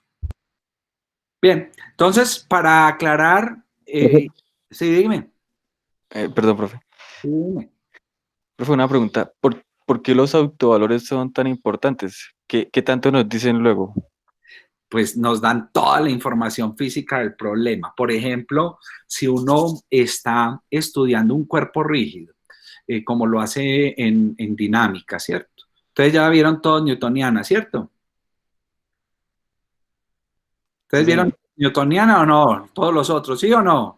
Sí, profe. Okay. Cuando uno ve newtoniana, uno se da cuenta de que el momento de inercia, por ejemplo, depende del sistema de coordenadas que uno tenga, ¿cierto? Entonces, yo, por ejemplo, tengo un cilindro y yo tengo un sistema de coordenadas donde el eje Z, por ejemplo, coincide con el eje del cilindro. Entonces, cuando yo diagonalice la matriz que me representa la distribución de masa en ese cilindro, me voy a dar cuenta de que el momento de inercia en X, en Y y en Z es la información que me queda en la diagonal, ¿vale? Entonces, diagonalizar, y a eso se le llama el sistema de ejes principales de ese cilindro. Entonces, cuando yo tengo un proceso de diagonalización, estoy haciendo una rotación de la base para encontrar cuáles son los ejes principales de mi sistema. Entonces, encontrar los autovalores es la forma de encontrar realmente la información física del problema en el mejor sistema de referencia. Por eso es muy importante hacer y entender muy bien lo que es un proceso de diagonalización. Bueno, yo voy a mostrarles ahora un ejemplo. Y con ese ejemplo, después de que lo terminemos, me hacen más preguntas para que miremos si todo lo que hemos dicho lo podemos aterrizar de manera clara. Entonces, la primera cosa es que nos dan una matriz. La matriz es 1, de entradas 1 y menos 1, la matriz que tenemos aquí. Entonces, la primera cosa que nos dicen es que verifiquemos que dicha matriz es hermítica y luego nos dice que encontremos sus autovalores y autovectores y si no hay degeneración, verifiquemos que los autovalores son reales y que los autovectores son ortogonales. Entonces, la matriz H es la que me dieron, 1 y menos 1. Si yo cojo la matriz y cambio esta fila y la vuelvo una columna, entonces me queda 1 y ahora esta fila la vuelvo una columna, me queda menos i menos 1. Y si adicionalmente cambio i por menos i, me doy cuenta que la matriz a la que llego es la misma. Es decir, que la matriz tiene precisamente la propiedad de hermiticidad. Es una matriz hermítica, ¿ok? Ahora, vamos a hacer la diagonalización. ¿Qué es hacer la diagonalización? Pues resolver el problema que pusimos arriba. Entonces tengo la matriz multiplicada por un vector, me da el autovalor multiplicado por el vector. Entonces, si yo este vector lo paso al otro lado, entonces me va a quedar este problema. 1 menos lambda y menos i y menos 1 menos lambda. Dense cuenta que yo entre lambda a multiplicar a B1 y B2 y lo pasé a restar acá. Entonces, este es el resultado que tengo. Y ahora, encontrar el problema de autovalores y autovectores es, primero, resolver el polinomio que sale del determinante de esta matriz. Entonces, yo saco esta matriz, le calculo su determinante. El determinante es el producto de estos dos términos menos el producto de estos dos términos, que es lo que tengo acá. Y entonces, al desbaratar, voy a tener que esto es menos 1, menos lambda, más lambda cuadrado. Y aquí me va a dar menos i por i, me da 1, y con este menos, pues me da menos 1. O sea que tengo que lambda cuadrado es igual a 2, y por lo tanto, lambda es más o menos la raíz de 2. Entonces, los dos autovalores, dense cuenta, valen más raíz de 2 y menos raíz de 2. O sea, son dos números reales, no salen imaginarios ahí. Es consecuencia de que la matriz en efecto es una matriz hermítica. Las matrices hermíticas, como acabamos de probar, tienen autovalores reales, ¿vale? Y ahora voy a encontrar los autovectores. Entonces, ¿cómo encuentro los autovectores? Me devuelvo a este problema y entonces ahora reemplazo cada lambda por separado en esta matriz. Entonces, en el primer caso voy a reemplazar raíz de 2. Entonces, me queda 1 menos raíz de 2 y menos 1 menos raíz de 2 multiplicado por B1, B2, que es lo que tengo acá abajo. Y cuando hago ese producto, me queda que 1 menos raíz de 2 por B1 más i por B2 es igual a 0. Y entonces puedo despejar a B1 en términos de B2, ¿sí? Solo utilizo una de las ecuaciones porque la otra que tengo es equivalente. Y es equivalente por el hecho de que este sistema es un sistema homogéneo.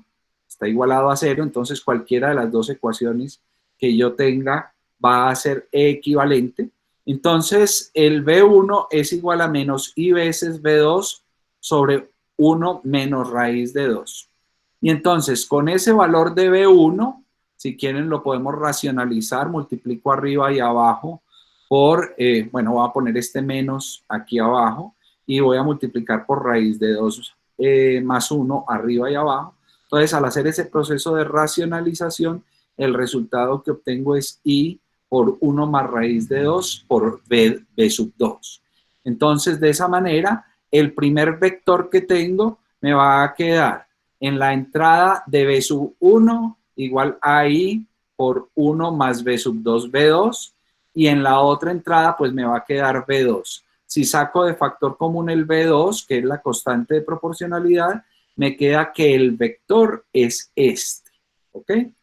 Acuérdense que si yo tengo una constante de proporcionalidad global aquí afuera, que sería B2, esa constante me dice que este vector o cualquier múltiplo de él tiene la misma información. Entonces, este es el primer autovector. Ahora hago el mismo procedimiento con el segundo autovalor, con menos raíz de 2. Entonces lo sustituyo en la ecuación, despejo y obtengo que B1 es igual a I veces B2 por 1 menos raíz de 2, que es este valor de acá. Entonces voy a mirar si los dos autovectores que me dieron, que tengo acá, son ortogonales o no. Entonces para hacer eso voy a tomar, por ejemplo, el transpuesto conjugado de B1 y lo voy a multiplicar por B2. Entonces, el transpuesto conjugado de B1, que es este, es menos I por 1 más raíz de 2 y 1. Dense cuenta, acosté este vector y cambié I por menos I. Este es el vector transpuesto conjugado 1. Y el vector 2 es este. Si hago el producto de esos dos vectores es multiplicar esto por esto y multiplicar 1 por 1. Entonces, al multiplicar esto por esto me queda menos I por I me da 1. 1 más raíz de 2 y 1 menos raíz de 2 me da 1 menos 2. Es una diferencia de cuadrados. Y 1 por 1 me da 1. 1 más 1 es 2, menos 2 es 0. Esos dos vectores efectivamente son ortogonales. Entonces, esto está validando todo lo que dijimos antes. Tenemos una matriz que es dada y ella es hermítica, lo probamos. Luego hicimos el proceso de diagonalización resolviendo la ecuación de valores propios, que es esta, y esta se resuelve tomando el determinante de la matriz que uno tiene en el sistema.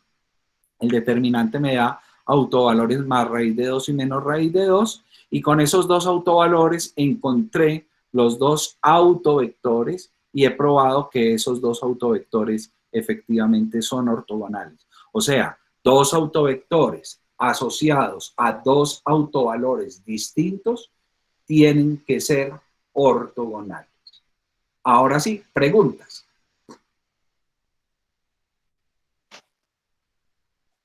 Hola, profe. Sí, hola, dime.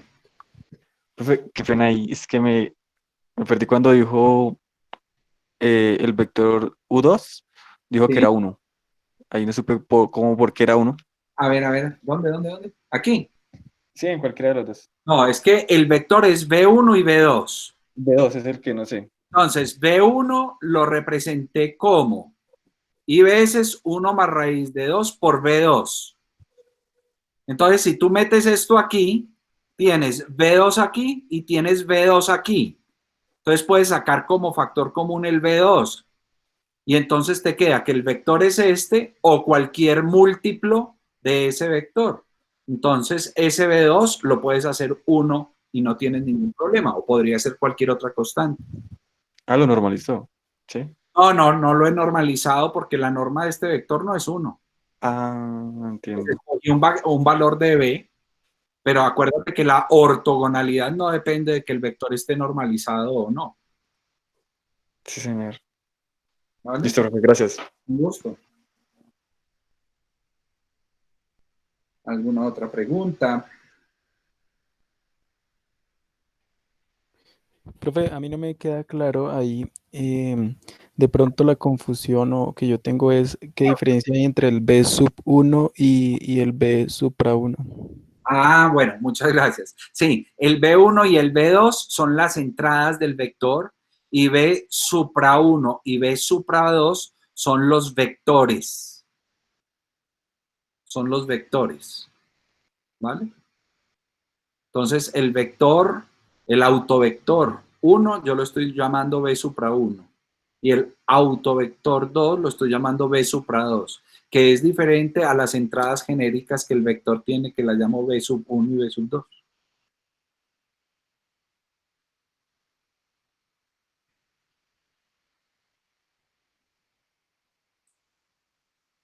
¿Alguna pregunta más?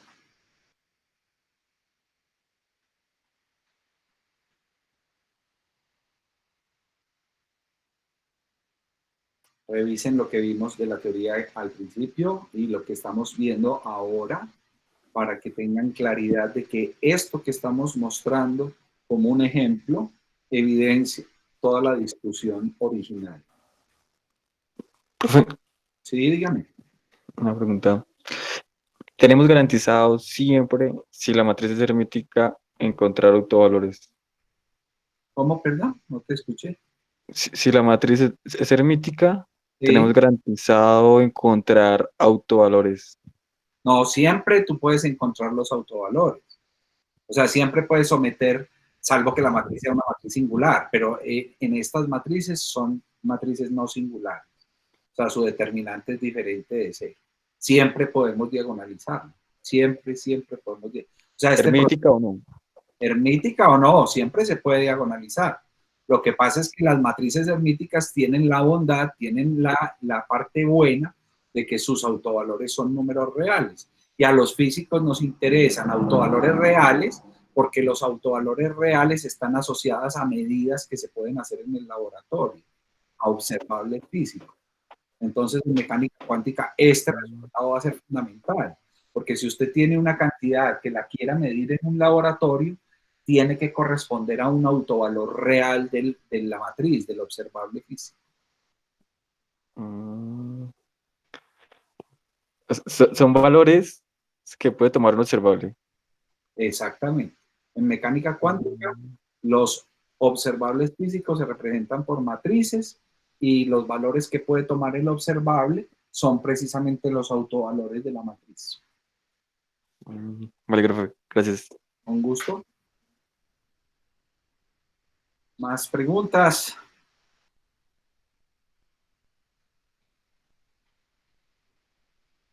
Profe, una cosita ahí donde estamos, que dice como los autovalores son reales y distintos, los autovectores deben ser ortogonales. O sea, se hace esa operación para encontrar la ortogonalidad. Para verificar que son ortogonales, porque eso fue lo que nos pidió el ejercicio. El ejercicio nos decía, encuentre sus autovalores y autovectores. Si no hay degeneración, verifique que los autovalores son reales y que los autovectores son ortogonales.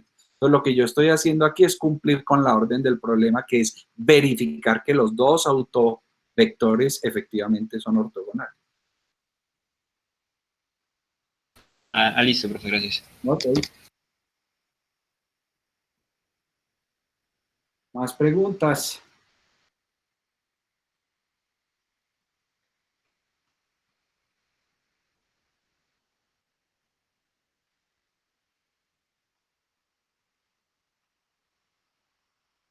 Bueno, si no hay más preguntas, entonces continuemos. Entonces, eso era lo que yo quería hacerles como repaso del álgebra matricial, que es muy importante y que va a influir mucho lo que vamos a hacer ahora.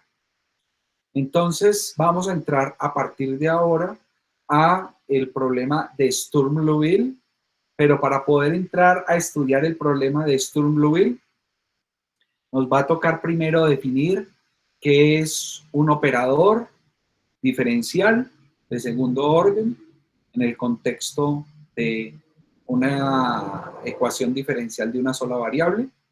Luego vamos a hablar de qué es el operador adjunto. Luego vamos a hablar de qué es el operador hermítico.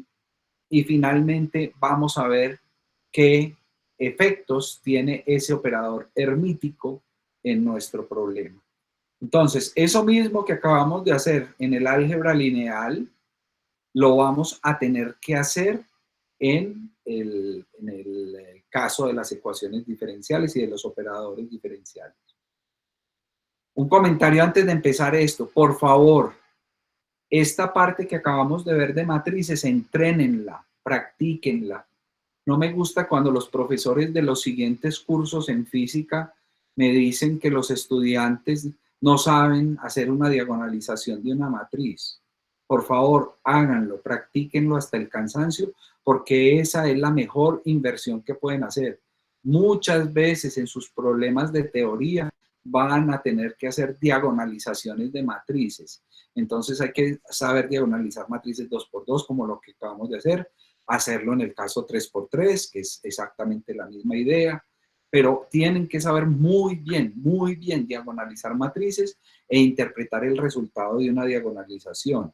Con estas cosas que hemos discutido hoy, tienen elementos suficientes para abordar el proceso de diagonalización de cualquier matriz. Entonces, ustedes saben que si la matriz la proponen originalmente hermítica o simétrica, esa matriz al hacer el proceso de diagonalización les va a dar 3 autovalores reales, y si los 3 autovalores reales son diferentes, entonces sus 3 autovectores tienen que ser ortogonales entre sí. Por favor, eso quiero que les quede muy en su inconsciente para que lo puedan utilizar cada vez que sea necesario. Eso es una herramienta súper poderosa, y ustedes como estudiantes de física tienen que saberlo hacer muy bien. Vale, entonces vamos a empezar a motivar el problema. Entonces, como veníamos trabajando, yo voy a definir un operador que lo voy a llamar el operador L, y ese operador L va a actuar sobre una función f de x. Acá los coeficientes que tenemos a sub 0, a sub 1 y a sub 2 en general van a ser números complejos, y vamos a definir el operador L actuando sobre la función f como la siguiente línea, como el coeficiente a sub 2 de x, la segunda derivada con respecto a x actuando sobre f, más a sub 1 de x por la primera derivada con respecto a x actuando sobre f, más la función a sub 0 de x actuando sobre f. A este operador, que es a sub 2 por la segunda derivada, más a sub 1 por la primera derivada, más a sub 0, lo vamos a llamar el operador L, ¿ok? Y entonces, dense cuenta de lo que tenemos aquí, importante. Yo puedo ver cuál es el efecto que tiene poner a actuar L sobre la función f que está metida dentro de un producto interno. Entonces, esto por definición del producto interno es la integral de a a b de L actuando sobre f, complejo conjugado, la primera entrada del producto interno, por la segunda función integrado en x. Y entonces, si yo reemplazo explícitamente esta LF por esto que tenía aquí originalmente, entonces lo que voy a tener es precisamente lo que tengo escrito acá. Es g de x multiplicado por el operador actuando sobre f y además complejo conjugado, que es lo que tengo acá, y esto multiplicado por dx. ¿Alguna pregunta hasta acá?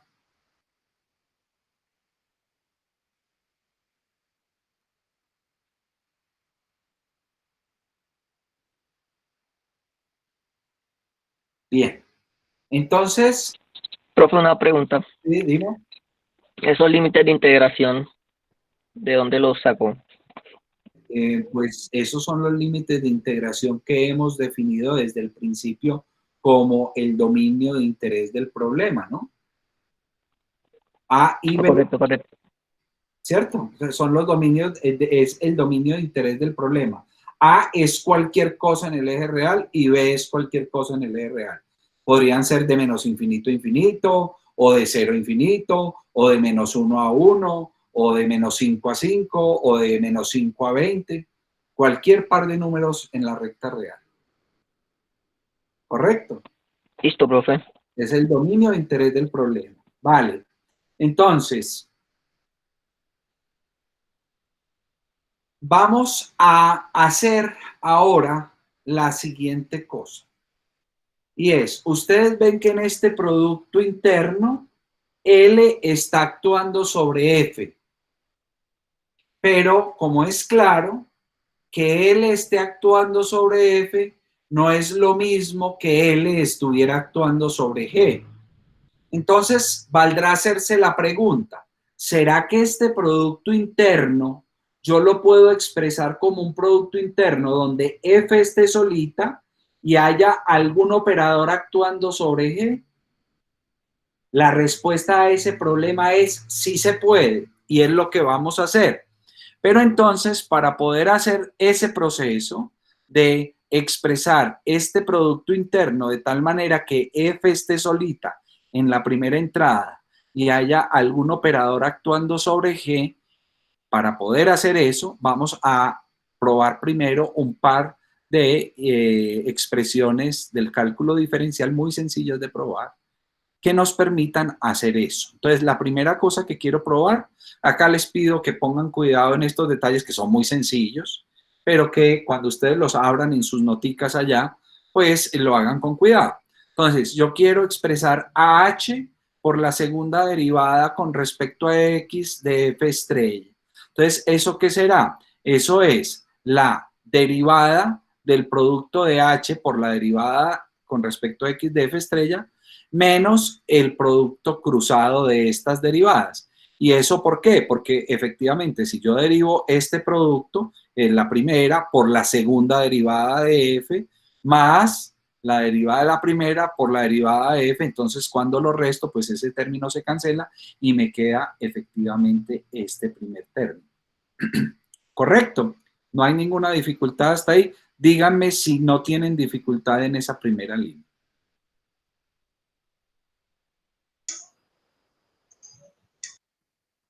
Por favor, quiero que todos lo vean. Es decir, si usted deriva este producto y le resta este producto de derivadas, lo que obtiene es lo que tengo yo aquí al lado izquierdo.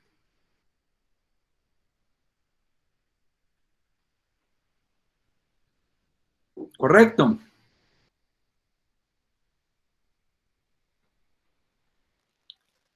Ok, ¿sí? Sí, profe. Ok, fantástico. Ahora, vamos a ver lo siguiente.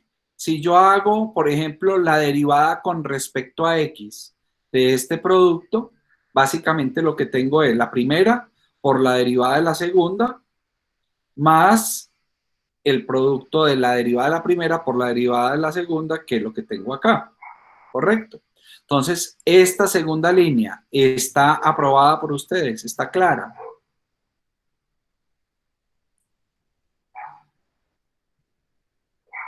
Si yo hago Sí, señor. Sí, correcto. Si hago la derivada de este producto, es exactamente lo que tengo acá. Entonces, fíjense que como acá yo tengo precisamente este producto cruzado, que es el mismo, yo puedo pasar esto a restar acá y sustituirlo en esta expresión, y entonces lo que tengo es precisamente la línea que tengo aquí abajo. Revísenlo bien, que efectivamente no les estén jugando sucio, que es exactamente lo que tenemos ahí. ¿Vale? ¿Estamos de acuerdo o no?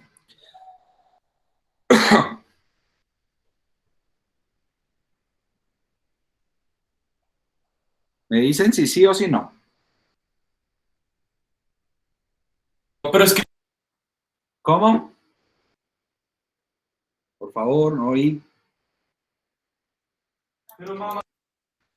¿Aló?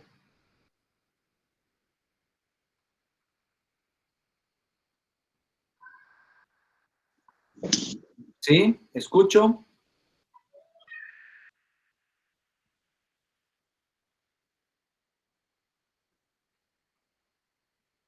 ¿Hay algún problema con esa línea? ¿O está aprobada por todas y todos? Para mí es claro. Gracias. ¿Alguien más? ¿Alguna protesta de que eso sea de esa manera? Profe, no sé si ya lo dijeron, es que me acabo de desconectar, pero en la segunda no sería un menos.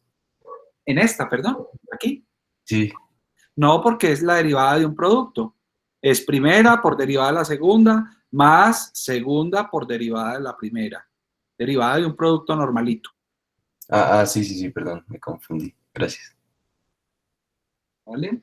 Y entonces lo que estoy haciendo es despejo este producto como esto menos esto y lo sustituyo acá. Por eso aquí me aparece signo menos y aquí signo más.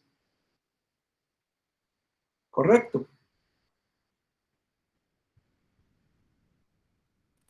Sí, profe. Vale, muy bien, muchas gracias. Entonces, dense cuenta que como aquí hay operador de derivada con respecto a X y aquí también hay operador de derivada con respecto a X, lo puedo factorizar. Entonces tengo derivada con respecto a X aquí global y entonces me queda h de X derivada con respecto a X de f estrella menos f estrella derivada con respecto de h con respecto a X y lo que estaba afuera lo dejo igualito. ¿Está claro el paso de aquí para acá? Sí, profe. Perfecto, gracias. Entonces, con eso y con lo siguiente, voy a calcular qué sería una expresión equivalente para k de x por la primera derivada con respecto a x de f estrella. Eso lo puedo escribir como la derivada del producto, que es primera, que es k por derivada de f, más f por derivada de k. Y entonces si hago la resta de ese término, pues claramente obtengo este término de acá. ¿Correcto?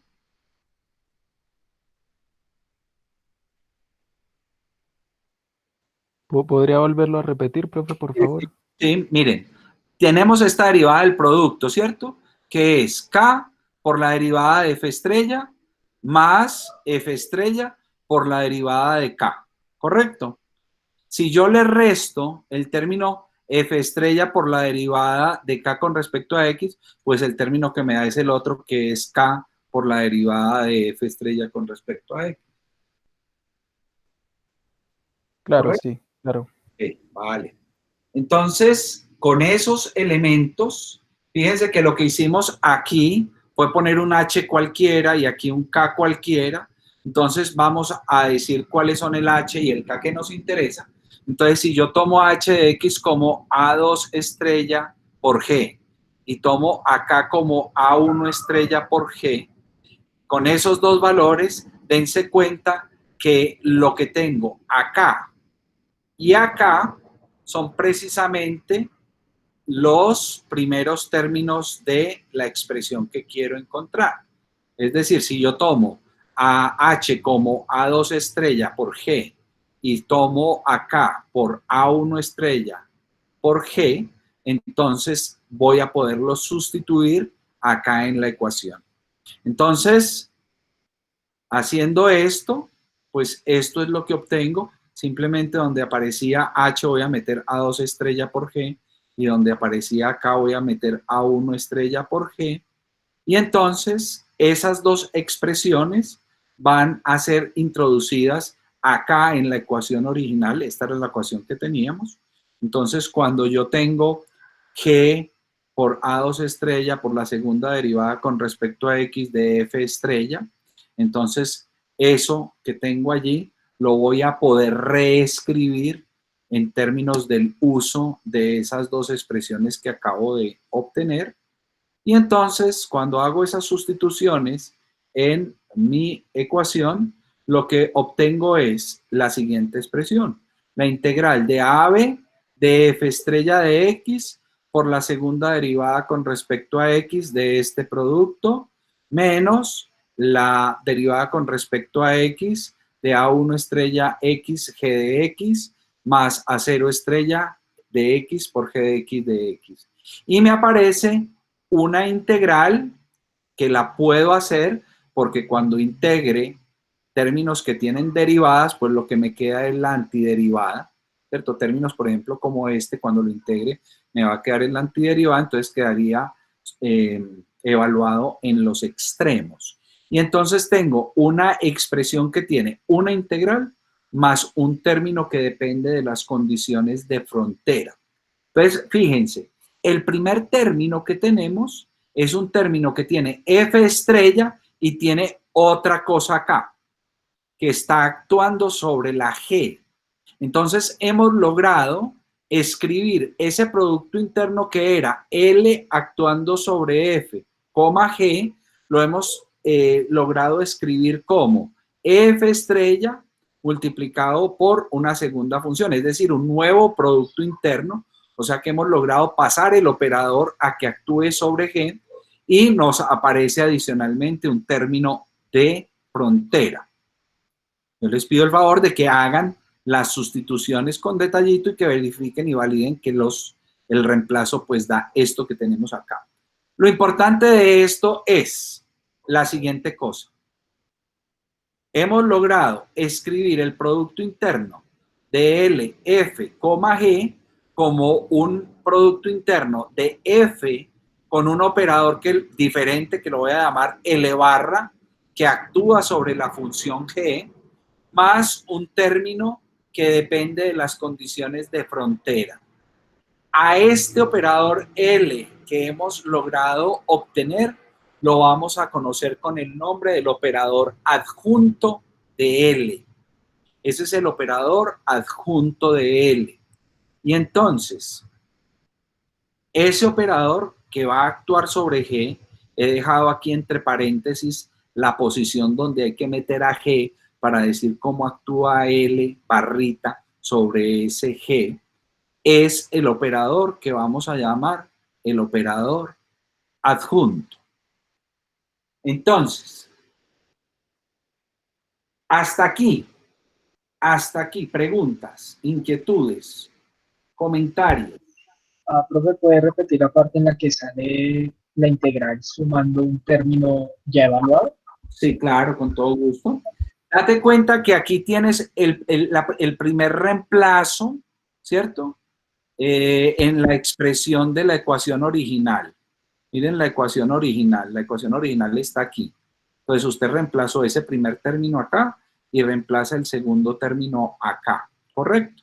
Entonces cuando haces eso, en ese reemplazo te van a quedar unos términos que son términos de este tipo, derivadas de cosas, ¿vale? Y otros que no son derivadas de cosas, como por ejemplo este, ¿correcto? ¿Listo? Como esto está metido en una integral, entonces integral de una derivada es simplemente sacar lo que tienes aquí adentro. Y ese queda evaluado en la frontera, ¿no? Listo, ya. Y lo que no tiene derivada, solamente una derivada, pues hay que dejarlo dentro de la integral, como por ejemplo este tipo de términos. Listo. Gracias, profe. Entonces por eso te queda este término más este término. ¿Vale? Gracias. ¿Más preguntas? Profe, yo tengo una pregunta. En la última expresión, nosotros tenemos el operador adjunto que actúa sobre G, pero vemos que eso se está multiplicando por F conjugada. Entonces, ¿no debería ser el producto interno entre F conjugada y operador adjunto de G? Es precisamente lo que tenemos aquí, ¿no? Solamente que yo estoy diciendo que este operador que quedó involucrado en la llave, ese es el operador nuevo que va a actuar sobre G. O sea, fíjate la forma que tiene esta integral. Es F complejo conjugado multiplicado por una segunda función. Eso sería el producto interno entre F conjugado y esa función, que es lo que estamos llamando L conjugado actuando sobre G. Pero entonces, ¿quién es L conjugado? L conjugado es precisamente este operador que está actuando sobre la función G. Ya, sí, profe. Muchas gracias. Correcto. Más preguntas, por favor.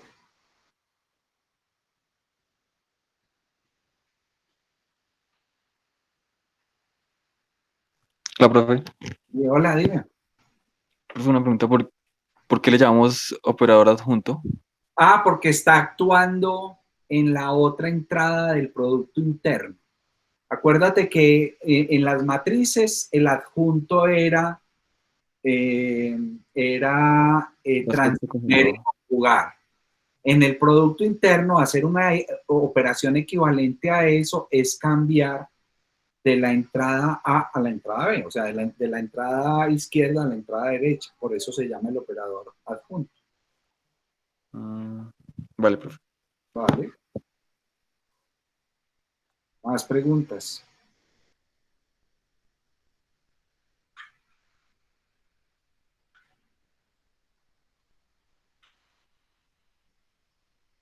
No hay más preguntas.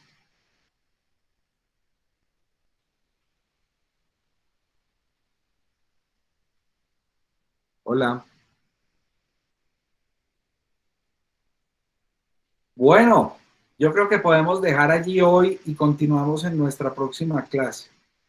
Yo les agradezco mucho la atención el día de hoy. Les pido el favor de que vayan reproduciendo nuestras notas, escuchando nuevamente estos videos y todas las inquietudes que tengan, por favor no duden en contactarnos para podérselas aclarar.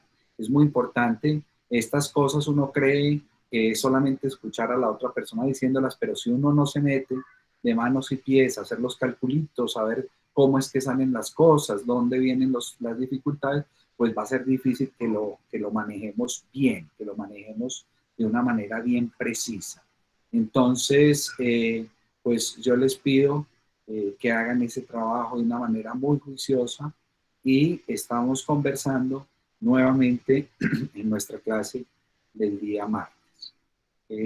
Si hay alguna pregunta, algún comentario final, si no, pues nos vemos entonces el día martes.